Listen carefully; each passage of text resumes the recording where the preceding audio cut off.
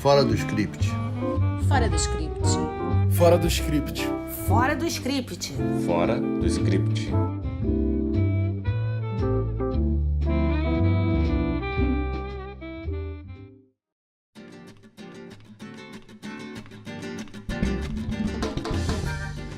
Olá!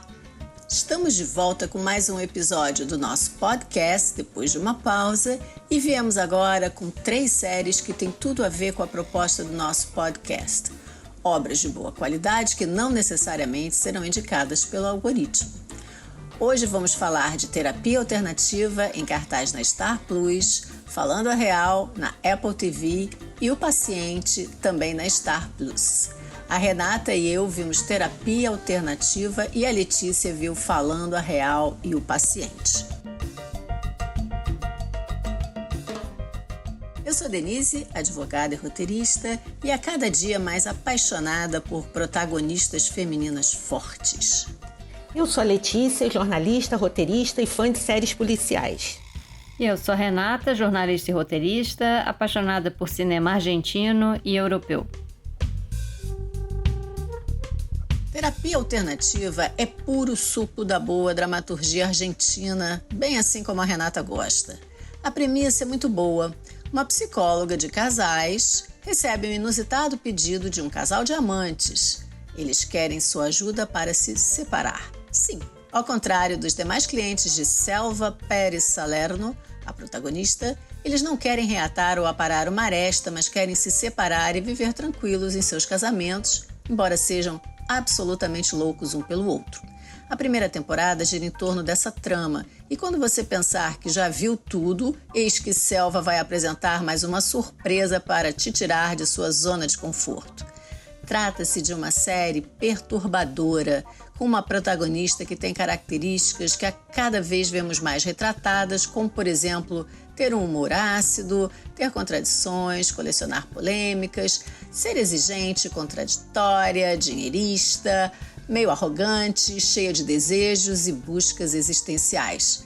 Tem um quê de Deborah Vance, a maravilhosa protagonista de Rex, tem um quê de Fleabag, apenas para citar algumas que nós aqui adoramos. Além do mais, Selva é uma figura popular em razão de sua participação de um programa de TV conduzido por Grace. E o mais importante é que tem métodos nada ortodoxos. E é bem aí que a personagem nos perturba. São 2 temporadas de 10 episódios cada uma, bem produzida e idealizada por Anna Katz, a showrunner que a escreveu e a dirigiu. A produção é boa, há locações lindas em Buenos Aires. Além disso, os episódios têm ganchos que vão te deixar sempre com uma curiosidade imensa para ver o episódio seguinte. Eu já estou louca para ver a 3ª temporada. Porém, embora seja uma obra e protagonista perturbadoras, há leveza. Aliás, tem gente que não ia para a cama sem Selva, não é mesmo, Renata? Pois é. Quando a Denise sugeriu da gente falar dessa série, eu confesso que eu fiquei meio preocupada, porque eu sinceramente não sei dizer se eu gostei. Mas, como já foi falado, é uma série muito perturbadora e essa perturbação, às vezes ela tá mascarada e às vezes ela tá explícita. Ao mesmo tempo, eu fiquei viciada de uma forma que eu não consegui dormir sem ao menos ver um episódio. A Selva é uma personagem muito bem construída e eu acho que eles acertaram demais na escolha da Carla Peterson para interpretar a terapeuta. Os atores argentinos são muito bons em geral e o legal é que com o streaming a gente está tendo a oportunidade de ver outros atores além daqueles que a gente já conhecia bastante das telas de cinema, né? Mas, então assim, a Carla manda muito bem mesmo. Eu já tinha visto um filme com ela na Netflix que chama Não Enche. É uma comédia bem estranha, mas ela faz uma personagem completamente diferente da Selva, da série. E é aí que a gente vê a versatilidade dessa atriz, que é maravilhosa, né, Denise? Manda muito bem mesmo, Renata. Não deve ser tão fácil para uma atriz conseguir encarnar uma personagem com tantas características fortes. Como eu nunca tinha visto essa atriz antes, acho que para mim ela será sempre Selva. Além de tudo, os personagens são bem construídos, a ponto de conferir identidade a uma que sequer aparece como a falecida tia pra Frentex de Selva. Também não dá para deixar de mencionar que há muito erotismo nessa série e não apenas as cenas, como igualmente alguns diálogos são extremamente eróticos. E não há vulgaridade, embora existam algumas cenas de sexo, aborde sem pudor a modelagem do trisal, sobretudo na segunda temporada. Enfim, em se tratando de uma terapeuta de casais, a série mostra todo tipo de sentimento: amor, ódio, desprezo, desejo. É um desfile. Olha, Denise, eu acho que está até rolando um certo sentimento de vingancinha por parte dos roteiristas em relação aos PCs. Tem muitas séries aí que estão surgindo agora que tratam essas figuras, né, que pareciam assim intocáveis, como seres humanos comuns, né, com muitos problemas e muito manipuladoras. Eu vi 2 séries e comecei a ver uma terceira que elas abordam, né, elas tratam os terapeutas. Elas tiram os terapeutas do pedestal de uma certa maneira e mostram a realidade, né? Quem são essas pessoas tão complicadas quanto a própria Dona Selva. Pensando um pouco em dramaturgia, eu acho que dessas séries a mais impressionante é O Paciente, que está no Star Plus, que vai virar Disney no mês de julho, né? É drama puro. Um terapeuta, interpretado pelo Steve Carell, sempre maravilhoso, é feito refém por um serial killer que tem plena consciência da sua compulsão para matar e quer uma ajuda profissional para acabar com isso, para parar com isso, para não cometer mais crimes, né? E aí ficam só os dois, né? Uma série de basicamente de confinamento ali entre os dois. Essas sessões de terapia, elas acabam funcionando como uma via de mão dupla, porque quanto mais o personagem do Carell se aprofunda na história do serial killer, mais ele repensa a sua própria trajetória. É muito interessante e eu não vou dizer mais nada porque eu realmente não quero dar spoiler. É uma série que vale muito a pena assistir, embora seja drama puro. Pensando um pouco nessa vingancinha, mas de forma um pouco mais leve, outras 2 séries tratam o assunto com um pouco mais de leveza e as 2 estão na Apple+. Uma é Falando a Real, que estourou com muito alarde. Ela foi anunciada com muito alarde porque ela conta com Harrison Ford no elenco. E ele não é uma figura, assim, não é um ator que faça muitas séries. O nosso inesquecível de Indiana Jones é o mentor de um terapeuta de luto, interpretado pelo Jason Segel, que não consegue lidar com a morte da própria mulher. O terapeuta, né, esse terapeuta de luto, ele está afundando em drogas e em sexo casual com mulheres variadas, até que ele resolve agir de uma forma sincericida com os seus pacientes. Nada daquele distanciamento formal do terapeuta sentado numa cadeira, ouvindo, falando nada, ou apenas pontuando algumas frases.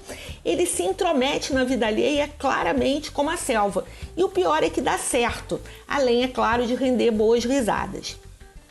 E ainda nessa linha, a própria Apple também, né, exibe o psiquiatra ao lado. Aí é drama. Mas no começo, quando a história começa, você até dá risadas. Então eu acho que ela vai mais para um lado de dramédia. É uma comédia, uma série, né, com Will Ferrell, que ele faz o analisando e o Paul Rudd faz o terapeuta. Esse terapeuta é o psiquiatra das celebridades. E ele tem clientes famosos, aparece em entrevistas, enfim. No começo você até ri, porque o analisando, né, o Will Ferrell, ele é tão abobalhado que você fica pensando, Jesus, como esse cara chegou à vida adulta. E ele faz tudo que o terapeuta manda. Só que conforme a série vai se desenrolando, esse fazer tudo que o terapeuta manda se transforma numa postura criminosa realmente. E eu digo isso porque essa série é inspirada numa história real de um psiquiatra americano que acabou preso e condenado e teve que devolver mais de 20 milhões de dólares para pacientes que ele começava a tratar, manipulava e botava a mão no dinheiro deles. De qualquer maneira, dá para você rir de algumas situações e fica pensando. Acho que a gente tem que tomar muito cuidado, né, com essa entrega que a gente faz quando a gente está no divã, né? A entrega emocional que a gente faz no divã. Então, assim, como esse é mais de vida real e talvez incomode um pouco mais as pessoas, eu acho que é mais legal a gente voltar ao terreno da imaginação com o terapia alternativa. Letícia, voltando aqui à terapia alternativa, essa série trata de relacionamentos de uma forma bastante inusitada. E eu não estou aqui só falando dos relacionamentos amorosos das 2 temporadas, mas também da relação da Selva com os pais dela, com os pacientes e também com os assistentes. Na 2ª temporada, a Selva me soou até meio perversa com o Amadeu, que é um dos personagens do Trisal, na ânsia de evitar essa separação deles. O Miguel, que acaba se tornando o assistente dela, em alguns momentos é autorizado pela própria Selva a fazer atendimentos. E meio que acaba virando um psicólogo também, o que é bastante perigoso, né? Então, assim, tudo ali é muito estranho e beira a imoralidade em alguns momentos, né? De forma que, às vezes, eu tenho a impressão de que eles se inspiraram para construir a Selva, né? Como a Denise já falou aqui, em personagens como a Fleabag. E eu também fiquei pensando muito na Rita, né? Aquela professora que é completamente fora da regra, que é uma série dinamarquesa maravilhosa que leva o mesmo nome na Netflix. E é claro que o gancho dessa 2ª temporada de terapia alternativa é daqueles que a série termina e a gente se pergunta: e agora? Vou ter que assistir a 3ª temporada, não tem jeito, né? Então eu acho importante a gente falar isso porque quando a gente está falando de um psicólogo ou mesmo de um psiquiatra, né, Letícia, como é o caso das suas séries, essa questão do relacionamento é muito importante, não é? Bom, eu acho que uma coisa também, né, Renata, que essas séries têm em comum é essa questão dos relacionamentos dos próprios terapeutas, né? Eles não são vistos como deuses. No Paciente, o personagem do Steve Carell, ele foi um péssimo pai, um péssimo marido, e ele só vai se dar conta disso num momento muito decisivo da série. Mas eu já falei isso, eu não vou dar spoiler. E recomendo firmemente que assistam, embora seja um drama bem pesado. Em Falando a Real, o terapeuta que está vivendo esse processo de luto da perda da mulher, ele está descacetado no que se refere aos relacionamentos. Mas tem um específico que ele sabe que ele precisa melhorar, que é com a filha, que afinal de contas também perdeu a mãe, né? Ele tem uma vizinha com quem ele se relaciona, é uma amiga, e tem a parceria com o mentor, que é o Harrison Ford, e a quem ele vai precisar dar um apoio quando o personagem descobrir que está com Parkinson, né? No Psiquiatra ao Lado, é um festival de desajustes e de famílias disfuncionais. É uma coisa, assim, os relacionamentos ali estão completamente errados. O que é isso? Um prato cheio para psicanálise, é claro. E vamos ao momento cena marcante. Qual é a cena de vocês? Bom, Denise, eu selecionei uma cena da 1ª temporada de Terapia Alternativa em que eu me lembrei muito daquele final do filme Thelma e Louise. Em resumo, a Selva e o casal de amantes, que são os pacientes dela, eles estão dentro de um carro à beira de um abismo. Tirem suas próprias conclusões. Bom, como eu sou a louca das séries policiais, eu vou dar uma dica de série policial, que é Degelo, no Max, né? No antigo HBO, que agora é Max. É uma série polonesa e ela é muito bem montada. Embora ela siga todos os padrões, os cânones do gênero, ela tem uma história muito original e, enfim, sobre um tipo de crime diferente. Não é uma série que tenha tiro, porrada e bomba, e acho que quem ouve o podcast já entendeu que eu não gosto dessas séries com muita violência explícita. Enfim, eu acho que vale a pena arriscar ver uma produção de um país que a gente não está tão acostumado assim a ver.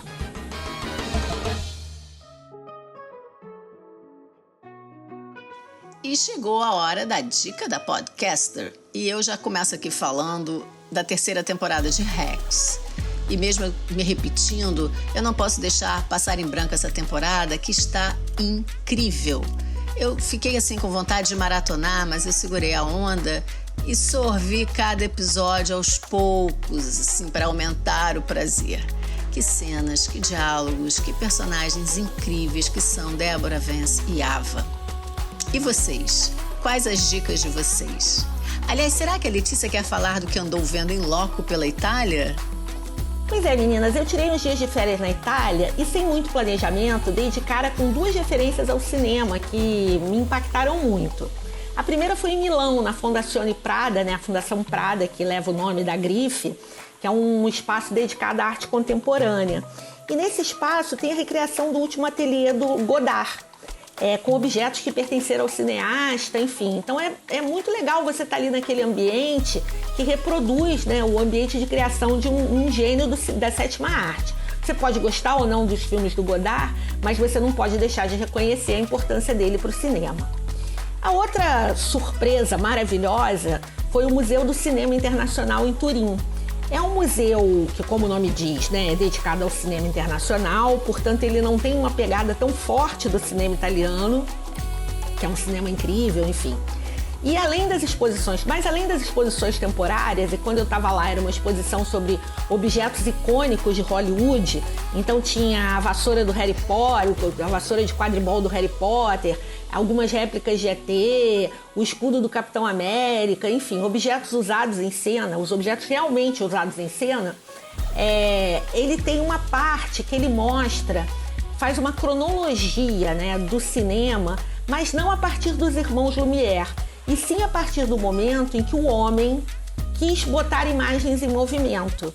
Então ele fala de uma maneira que vai entre a ciência, a história, a antropologia, ali esbarrando em vários campos, com vários experimentos interativos. E é muito divertido, porque você vê que não é uma coisa do século XIX, né? Já há muito tempo o homem queria fazer as imagens em movimentos e fazia, né? Tem uma parte dedicada a você entender os gêneros, o cinema do absurdo, o cinema do horror, o cinema de horror, enfim, é um passeio imperdível. Se você estiver no norte da Itália, não deixe de visitar Turim, que é uma cidade linda, e não deixe de ir ao Museu do Cinema. Bom, por falar em outros episódios de Fora do Script, eu me lembrei muito daquele em que a gente falou do Festival Varilux, e eu vi um filme que tem uma pegada à La Golias. O filme se chama Solo Vermelho, é inspirado em fatos reais e tem uma pegada bem atual, que é o meio ambiente. É a história de uma enfermeira que vai trabalhar em uma fábrica, onde o pai dela também trabalha, e aí ela começa a descobrir que os funcionários da empresa estão ficando doentes ou são vítimas de acidentes de trabalho. A partir daí, ela vai investigando e descobre que a empresa há anos vem mentindo a respeito do tratamento dos seus resíduos. E aí ela fica em um dilema, porque ela vai salvar o meio ambiente ou os empregos daquelas pessoas? Ou mesmo salvar a cidade, porque a cidade vive daquela fábrica, né? Vive em torno daquela fábrica. Então é um filme muito consistente, que foi exibido no Festival de Cannes há alguns anos e agora está no streaming, no Reserva Imovision. E chegamos ao final de mais um episódio do nosso podcast Fora do Script. Estamos preparando uma surpresa para vocês para o próximo. Esperamos vocês. Fora do script. Fora do Script. Fora do script. Fora do Script. Fora do script.